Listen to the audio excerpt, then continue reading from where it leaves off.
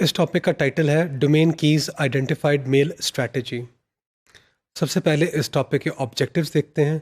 After completing this topic student will be able to explain the working of the DKIM strategy.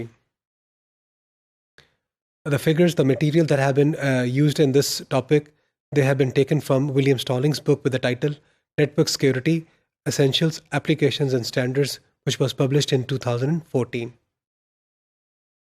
जो DKIM है, it is designed to provide an email authentication technique that is transparent to the end user. तो आपने क्या करना है, email को authenticate कैसे करना है, ये DKIM बताता है. So a user's email message is signed by a private key of the administrative domain form from which the email originates. तो उस डोमेन जहाँ से आपकी ईमेल ओरिजिनेट होती है, उसकी जो एडमिनिस्ट्रेटिव डोमेन है, उसकी प्राइवेट की को यूज़ करके आप ईमेल का जो मैसेज है उसे आप साइन करते हैं.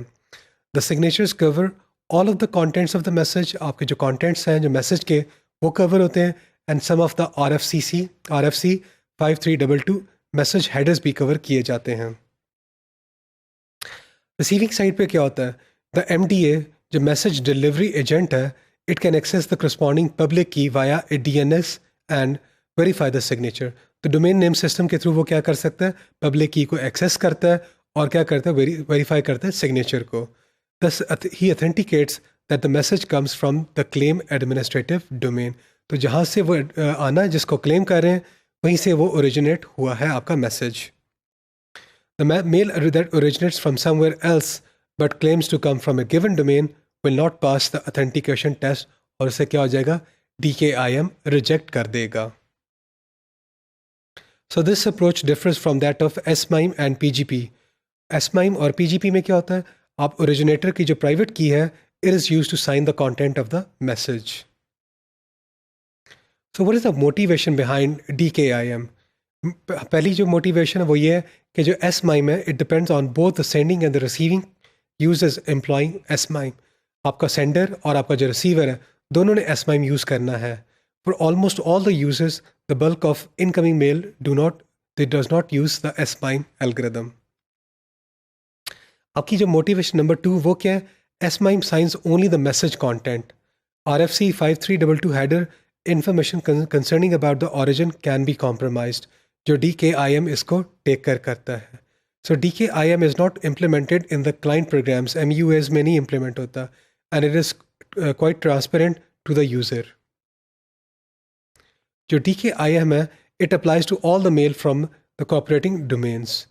नंबर 5 जो मोटिवेशन है वो ये है कि DKIM allows good senders to prove they did send a particular message and to prevent forgers from masquerading as good senders. अब हम आते हैं ऑपरेशन. जो DKIM का जो ऑपरेशन वो कैसे काम करता है. जो DKIM है, it begins with a message generated by a user and transmitted into the MHS message handling service to an MSA message submission agent that is within the user's administrative domain. उसके बाद क्या होता है कि आपका जो email message है, it is generated by an email client programme.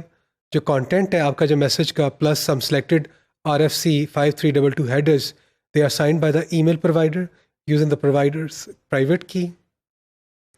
उसके बाद क्या होगा, the signer is associated with a domain which could be a corporate local network. It can be an ISP or it can be a public email facility such as Gmail. तो आपका जो signer है उसने क्या किया, वो sign कर दिया. The signed message then passes through the internet via a sequence of MTS message transfer agents जो हमारे email servers हो सकते हैं.